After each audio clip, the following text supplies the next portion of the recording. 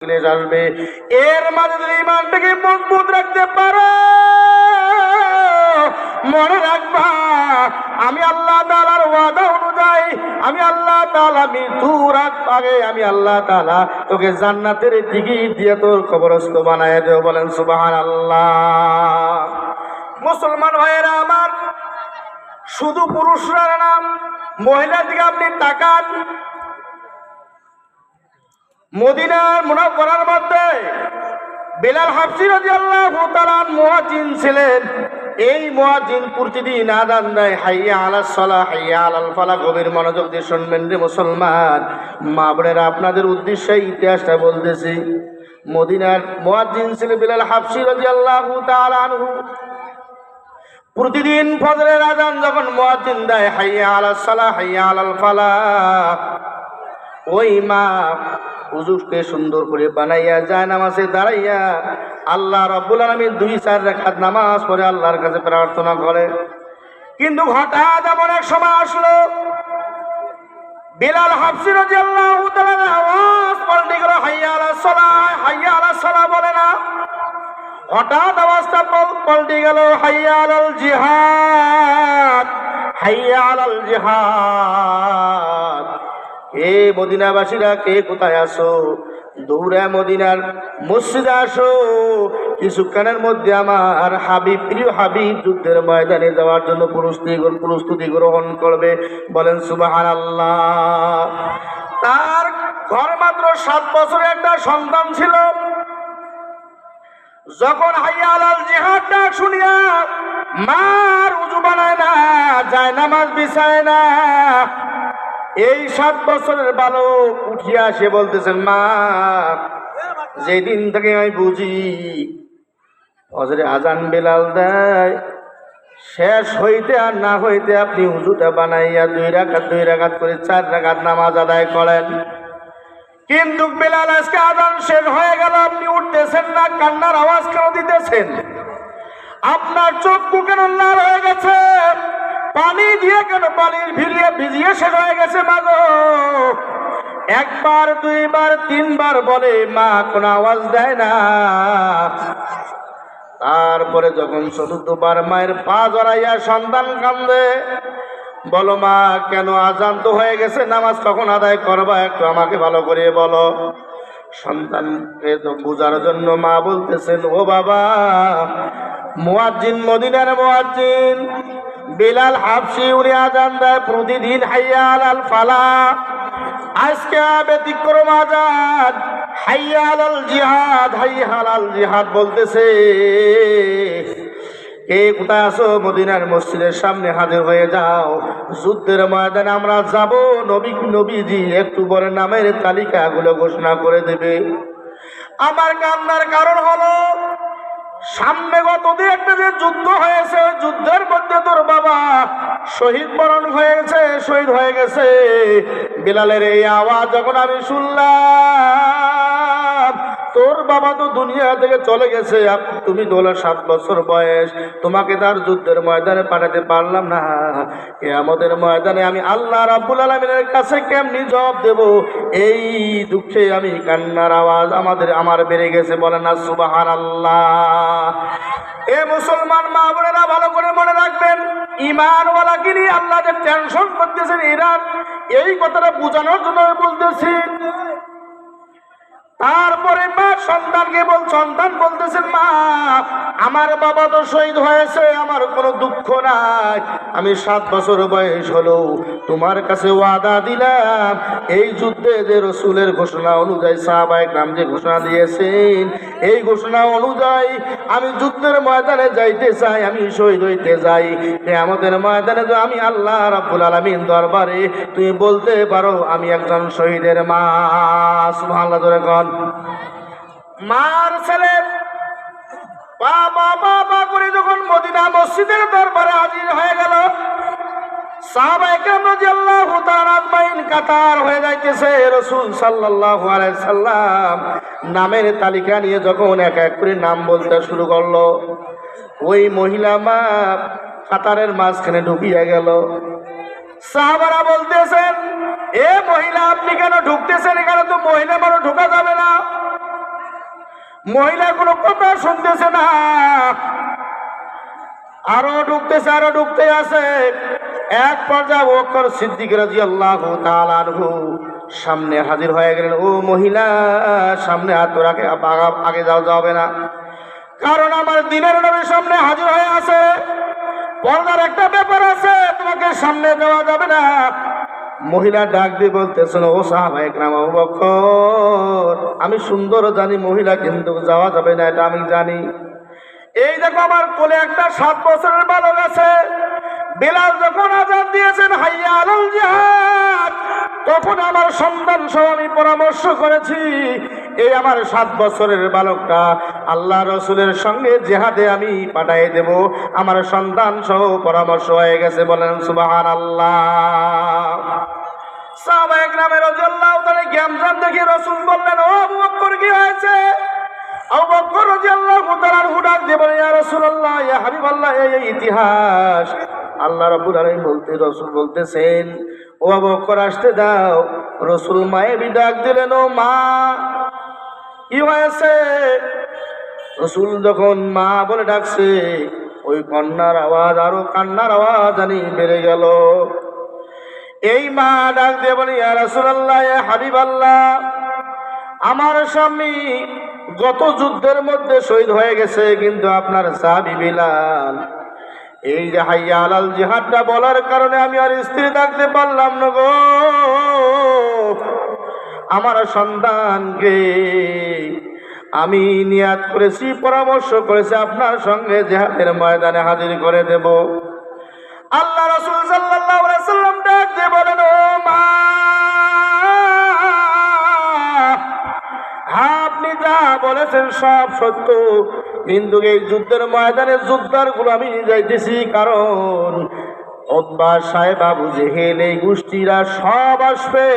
এখানে কোনো সন্তান নেওয়া যাবে না, শিশুদেরকে নেওয়া যাবে না, এখানে বড় বড় যোদ্ধারকে নেওয়া লাগবে, কারণ এই যুদ্ধের মধ্যে আমাকে আল্লাহ রাব্বুল আলামিনের হুকুম অনুযায়ী পরাজয় করতে হবে। সুবহানাল্লাহ, সুবহানাল্লাহ। ভাই, আমার ঘটনা বলার উদ্দেশ্য না, আমার উদ্দেশ্যটা হইল যে আল্লাহ তাআলা মুমিনকে নিয়ে টেনশন, এটা বোঝাতে বলতেছি, এটা মা বন্ধুর ওয়াজ।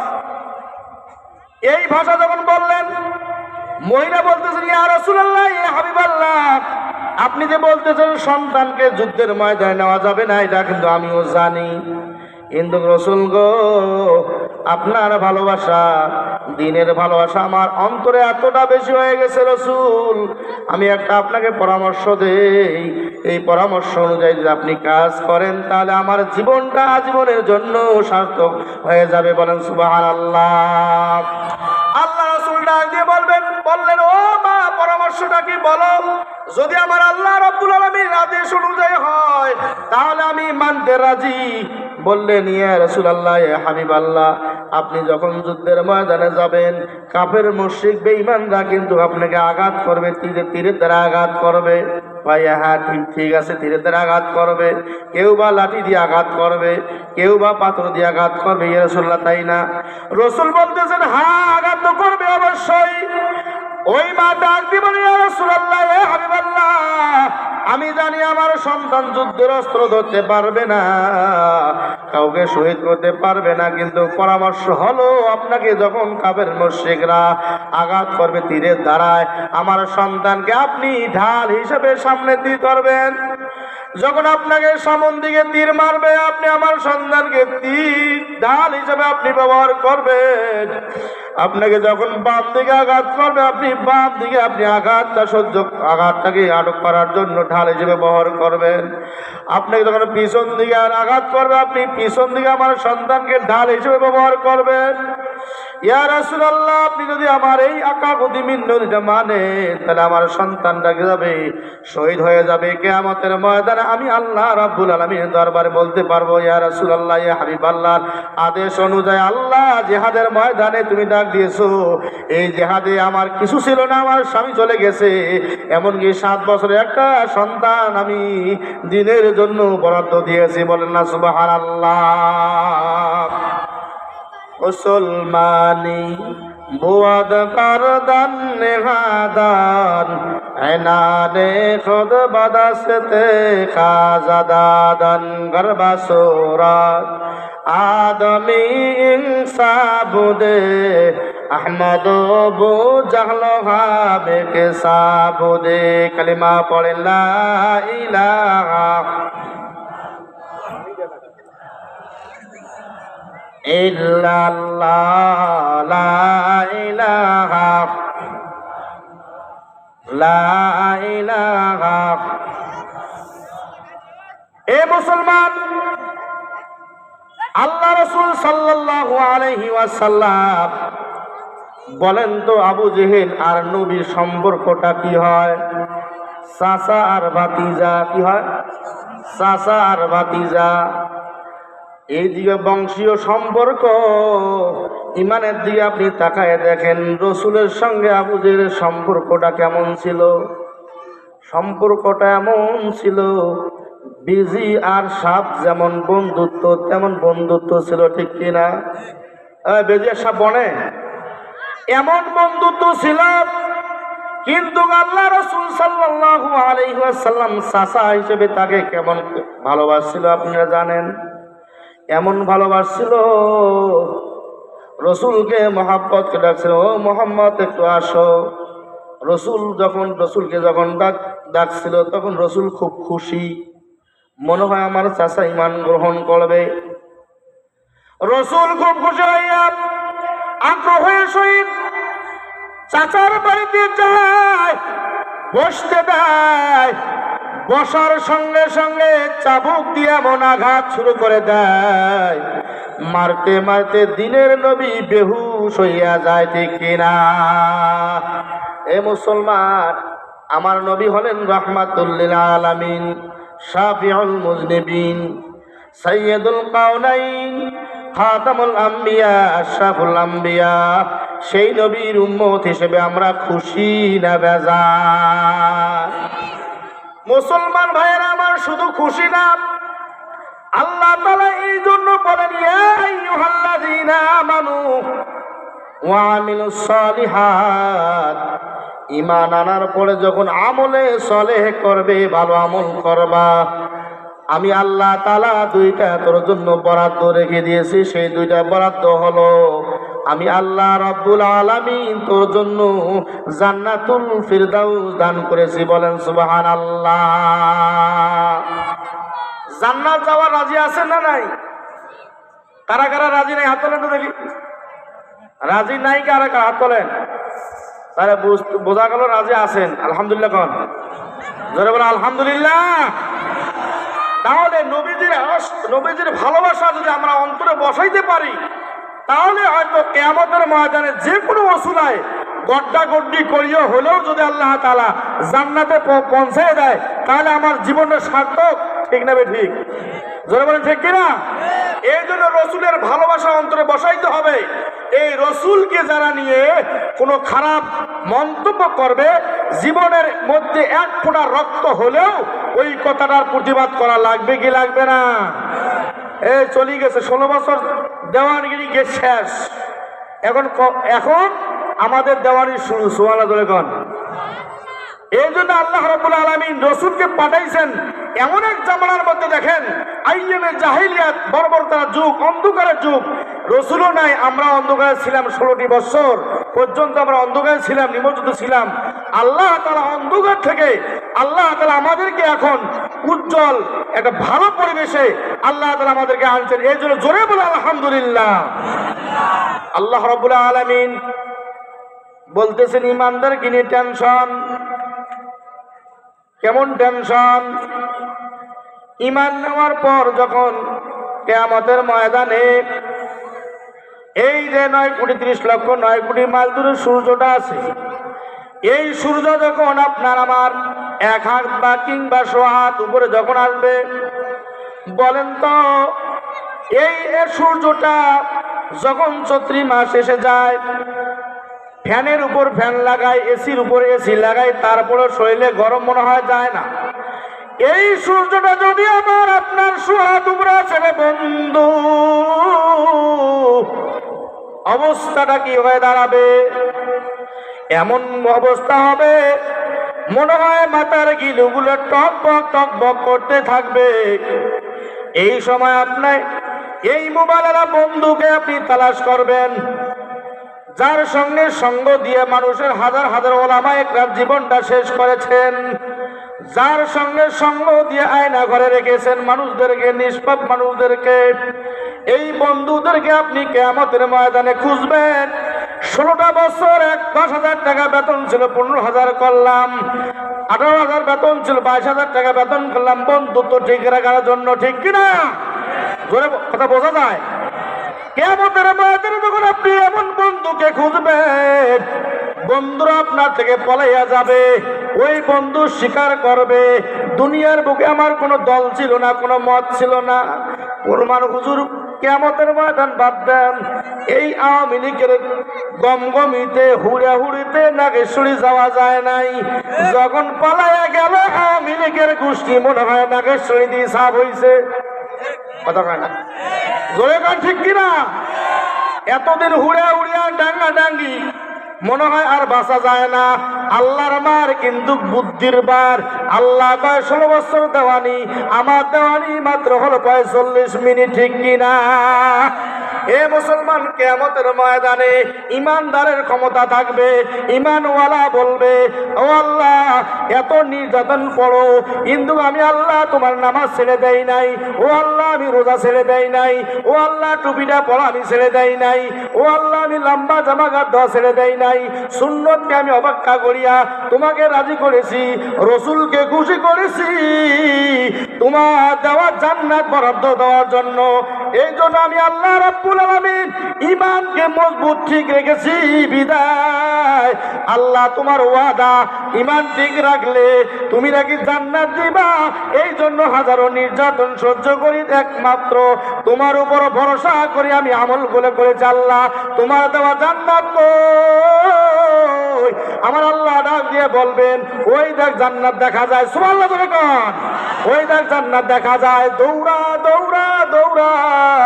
আপনি যখন দৌড়াতে থাকবেন, নেতা আপনি হয়ে গেলেন, দৌড়াতে আসেন, আপনার পিছনে শত শত দেখবেন কর্মীরা দৌড়ায়, তখন চিৎকার করে বলবেন, আল্লাহ বলবেন, বন্ধুরে তুমি একবার নামাজ পড়েছো, একটা হজ যাকাত আদায় করেছো, এই জন্য তোমার জন্য জান্নাত বরাদ্দ রেখেছি। তোর পিছনে দেখি হাজার হাজার মানুষ, কেন হাজার হাজার মানুষ গোল্লার হয়েছে। ওই সময় আপনি আর আমি ইমানদার ওয়ালারা মুস্কি মুস্কি হাসবো। বলেন সুবহানাল্লাহ। আল্লাহ জানে কি জানে না? আল্লাহ কয়, আল্লাহ তুমি তো জানো এই মানুষগুলো আমার দুনিয়ার বুকে ঈমানওয়ালা বন্ধু ছিল। সুবহানাল্লাহ কন? ঈমানওয়ালা বন্ধু ছিল। আপনি ঘোষণা দিলেন, ও আব্দুর রহিম তোর জন্য জান্নাত দেখা যায়। এরা আমার বন্ধু ছিল গো, এই বন্ধুর টানে আমার সঙ্গে একসঙ্গে জান্নাত যাইতে চায়। সুবহানাল্লাহ কন? আল্লাহ রাব্বুল আলামিন ডাক দিয়ে বলবে, তুমি যখন আমার বন্ধু হইছো, বন্ধুর সঙ্গে মহব্বত রাখছো, বন্ধুর ঠিকানা জান্নাত হইতে পারে, কিন্তু তোমার বন্ধু এই জন্য তোমার খাতিরে তুমি যাকে যাকে ছাড়তে না পারো তাদেরকে নিয়ে তুমি তোমার জান্নাতে পৌঁছিয়া যাও। সুবহানাল্লাহ। জান্নাতের দরজায় হাজির। জান্নাত কিন্তু তালা খোলে না, তালা খোলে না। এলা কি হইবে? আল্লাহ দেখে দিল জান্নাত, দৌড়াও। জান্নাতে দরজা যা ভিড় পাকা শুরু হয়ে যাবে। জান্নাত আল্লাহ জান্নাত তো খোলে না। চাবি আনিস নাই? জান্নাত দেখে দিলাম, চাবি কই? আল্লাহ চাবি তোমার হাতে। না, চাবি দুনিয়ার বুকে। সুবহানাল্লাহ কন? চাবি কোথায়? দুনিয়া থেকে চাবি আনো নাই? আল্লাহ না, আনি নাই। কেন আনিস নাই? চাবি তো আনার কথা। আমার আল্লাহ রাব্বুল আলামিন ডাক দিয়ে বলবেন, বান্দা তুমি তো চাবি আনো নাই, এটা ঠিক, আমি জানি। তোমার ঈমান আমার উপর কতটুকু বিশ্বাস এখন পর্যন্ত আছে এটা আমি তোমাকে পরীক্ষা করলাম। তুমি পরীক্ষায় পাশ হয়ে গেছো। সুবহানাল্লাহ। এই যে চাবি নাও, চাবি নিয়ে তুমি দরজা পর্যন্ত পৌঁছ, তোকে কষ্ট করা লাগবে না। পৌঁছাতাই তো পৌঁছ, দরজার তালা এমনি এমনি খুলিয়ে যাইবে, তুমি জান্নাতে যাইতে পারবা। কথা ছিল জান্নাত দিবে কাকে? ঈমানওয়ালাকে। আল্লাহ বলেন টেনশন তোকে নিয়া। পাঞ্জাবি কাট দিলে কিন্তু গরম লাগে, কথা কয় না। লম্বা পাঞ্জাবি আমরা দিয়েছি, গরম লাগে। সব সময় টুপিটা পরি কিন্তু গরম লাগে। টুপি সব সময় পরার কারণে আমাকে গালি দেয়। লম্বা জামা করলে কয় কাপড়ের দাম বাড়াইছে হুজুররা। হাজারো নির্যাতন সহ্য করার পরে তোমাকে কখনো কোনো সময় আমরা গালি দেই নাই। কারণটা কি? তুই গালি দেই না, দিবি। পূর্বে থেকে আমাদেরকে দিয়েছে, আমরা সেই শিক্ষা নিয়ে কিন্তু সেই মনোবল নিয়ে আমরা দেওয়া শুরু করে দিয়েছি। কারণ আমি টুপি মাথায় দিলে আমার রাসূল খুশি হয়। লম্বা সুন্নত তরিকায় আমি জামা পরলে খুশি হয় কে? রাসূল খুশি হয়। দিনে 5 বার নামাজ পড়লে কে খুশি হয়? আল্লাহ। বেজার হয় শয়তান। সবসময় টুপি পরলে রাসূল খুশি হয়। নবীজির দুশ্মনেরা বেজার হয়। লম্বা জামা পরলে রাসূল খুশি হয়, বেজার হয় শর্ট পরনেওয়ালারা, ঠিক কিনা? এই জন্য আল্লাহ বলে তোকে নিয়ে টেনশন। টেনশন টেনশন মুক্ত নিয়ে জীবন নিয়ে তুমি কিয়ামতের ময়দানে আয়। আমার আল্লাহ রাব্বুল আলামিনের প্রিয় হাবিব সিজদারত অবস্থায় থাকবেন। যখন দাঁড়ায় বলবেন, সমস্ত নবীরা ইয়া নাফসি ইয়া নাফসি ইয়া নাফসি ইয়া নাফসি বলবে। আমার রাসূল সিজদা থেকে উঠে বলবেন, ইয়া উম্মতি ইয়া উম্মতি, ও আমার উম্মতের দলেরা কই? ও আব্দুর রহিমের দলেরা কোথায়? ও আব্দুল করিমের দলেরা কোথায় আছো? একবার যখন করিম বীরে ডাকবে, সারা পৃথিবীর সমস্ত করিমরা দৌড়াইতে থাকবে। যখন আব্দুর রহিম একবার আওয়াজ হবে, সমস্ত আব্দুর রহিমরা দৌড়াইতে থাকবে। আল্লাহ বলবেন, না, আমি সমস্ত আব্দুল করিমকে ডাকি নাই, সমস্ত আব্দুর রহিমকে আমি ডাকি নাই, আমি অমুককে ডাকছি। ওই সময় আমরা বলবো, আল্লাহ নির্ধারণ কিন্তু আপনি অমুককে ডাকেন নাই। আমার নাম আমার বাবা রাখছে আব্দুল করিম, আপনার নাম একটা সেবতী নাম হলো আব্দুল করিম, আমার নাম আব্দুর রহিম। আপনার একটা সেবতী নাম আছে আব্দুর রহিম, আমার নাম সাত্তার, আপনার একটা সেবতী নাম আছে সাত্তার। এই সেবতীর দিকে তাকাইয়া আপনার মুবারক যার মুখ দেখি আপনি ডাকলে, এই ডাকে সারা পাইয়া আমার সমস্ত বিপদের কথা ভুলিয়ে গেছি। মনে হয় জানি আমার আল্লাহ এখন আমার কপাল খুলিয়া জান্নাতে পৌঁছায় দিবে। সুবহানাল্লাহ জোরে কার। এ মুসলমান ভাইরা আমার, মুসলমানকে নিয়ে টেনশন। বাড়ির পাশে অনেক হিন্দু আছে, আমাদের সঙ্গে হাট বাজার করে। বাজার হইতেছেন নাকি? হ্যাঁ, কত ছিলেন হুঁশিয়ার? হিন্দুরা আছে, একসঙ্গে 11 মাথা বাজার করি। খুব তীক্ষ্ণ কথা বলতেছি এখন। 11 মাথা একসঙ্গে হিন্দুরা আমরা একসঙ্গে বাজার করি, নাগেশ্বরী বাজার করি। খুব আন্ডারস্ট্যান্ডিং, মহাব্বত, ভালোবাসা। বন্ধু আর চা খায় একসঙ্গে, চা না খেলে চা তৃপ্তি হয় না। এমন আছে না নাই? কতক্ষণ আছে না নাই? আছে। আপনি এখন এই কপালের দিকে তাকাইয়া বলেন তো, যেদিন থেকে আপনার নামাজ ফরজ হয়েছে সেই দিন থেকে আপনার প্রিয় বন্ধুটা ঈদের দিন কোন ঈদের নামাজ ময়দানে হাজির করতে পারছেন? যখন পারছেন, মসজিদে আজান দেয়, এত ভালোবাসার লোকটা কোনোদিন মসজিদে আনতে পারছেন? মুখে মিল অন্তরে, কথাগণ মুখে মিল অন্তরে কি? ওরা কিন্তু আমার শিপে কাটা বন্ধু, দুনিয়াতে শিপে কাটা বন্ধু। পারলে বলি দিবে, পারলে তোকে আঘাত করবে, কিন্তু প্রকাশ্য করতে রাজি না। এ মুসলমান, এই জন্যই কথাটা বললাম। প্রকাশ্য চোখে দেখা যায়, একসঙ্গে ঘোরাফেরা করি, একসঙ্গে চলাফেরা করি, কিন্তু বন্ধু রে, যখন আপনি আমি মসজিদে যাই, কয় বন্ধু যা তুই নামাজ পড়ি আয়, কিন্তু আমার কাজে ব্যস্ত, আমরা তো হিন্দু মানুষ, ঠিক না বেটু? তুই নামাজ পড়তে যা, আমরা তো হিন্দু মানুষ, মসজিদে যাইতে পারি না। খোদার কসম করি বন্ধু, আমার উস্তাদি সামনে হাজির আছে, হাদিসের বর্ণনা অনুযায়ী আপনি যার সঙ্গে বেশি বেশি মহব্বত রাখবেন, ভালোবাসা দেখাবেন, কাল কিয়ামতের ময়দানে ওই মানুষটার সঙ্গে আপনার হাসর নাসর হবে, ঠিক কিনা?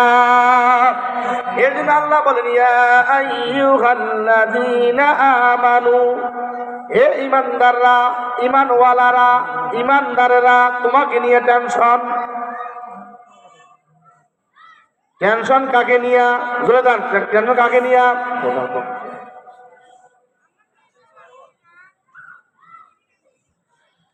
তাহলে এই ওয়াজের সারমর্ম কথা হলো, আল্লাহ যেহেতু আমাকে টেনশন করে আমাকে নিয়ে, এর মানে টেনশন মানে আমাদেরকে জাহান্নাম দেবে এই টেনশন না। আল্লাহ বলে তুমি ঈমান আনছো, ঈমানের উপর ইস্তেকামাত থাক, ঠিক থাক। টুপিওয়ালা শয়তানেরা তোকে ধোঁকা দিবে টুপি পরিয়া, ঠিক কিনা? লেবাসধারী কিছু বেঈমান আছে, তোকে ঈমানকে হরণ করার জন্য তোকে বিভিন্ন প্রকার আঘাত দিবে। এই আঘাতকে অপেক্ষা করিয়া যখন তুমি মজবুত ঈমানওয়ালা হতে পারবে, আমি আল্লাহ রাব্বুল আলামিন দুনিয়াতে আমি আল্লাহ তাআলা জান্নাতের টিকিট দিয়ে দেবো। বলেন সুবহানাল্লাহ। আল্লাহ তাআলা দেয় না এমন 10 জন ব্যক্তিকে? কথা কয় না, দেয় নাই? সেই আল্লাহ এখনো আছে? ধরে বল, সেই আল্লাহ কি এখনো আছে? যদি সাহাবায়ে কেরাম আল্লাহ তাআলা আমল করার কারণে 10 জন ব্যক্তিকে আল্লাহ তাআলা জান্নাতের টিকিট দিয়ে দেয়, সেই আল্লাহ যদি এখনো থাকে, আল্লাহ তাআলা যে কোরআন আমাদেরকে দিয়েছেন এই কোরআন এখনো আছে, যে রসুলের মাধ্যমে দিয়েছেন সেই রসুল এখন পর্যন্ত রুহানি হিসেবে জিন্দা আছে, তাহলে সেই রসুল যে জিন্দা থাকার কারণে আমরা যদি মানতে আমাদের অবলা হয়, তাহলে কিয়ামতের ময়দানে আল্লাহ রাব্বুল আলামিন আমাদেরকে নবীর সুপারিশ গ্রহণ করার কোনো সুযোগই দিবে না। আর নবীর সুপারিশ আমরা না পাই, যত আমলদার হই না কেন, যত টুপিওয়ালা হই না কেন, আমাদের কপালে জাহান্নাম ছাড়া কোনো উপায় নেই। রসুল, আল্লাহ রসুল সাল্লাল্লাহু আলাইহি সাল্লাম, যেহেতু বক্তা আসতেছে কানিয়ান শেষের দিকে, রসুল সাল্লাল্লাহু আলাইহি সাল্লাম, ওনার নাম হলো মুহাম্মাদুর রাসূলুল্লাহ। জোরে বলেন মুহাম্মাদুর রাসূলুল্লাহ। ইনি যে শেষ নবী, এটা আপনারা কে কে বিশ্বাস করেন? হাত দিয়ে দেখান তো। আলহামদুলিল্লাহ, উনি শেষ নবী, এটা বিশ্বাস আছে তো? ইনি হলেন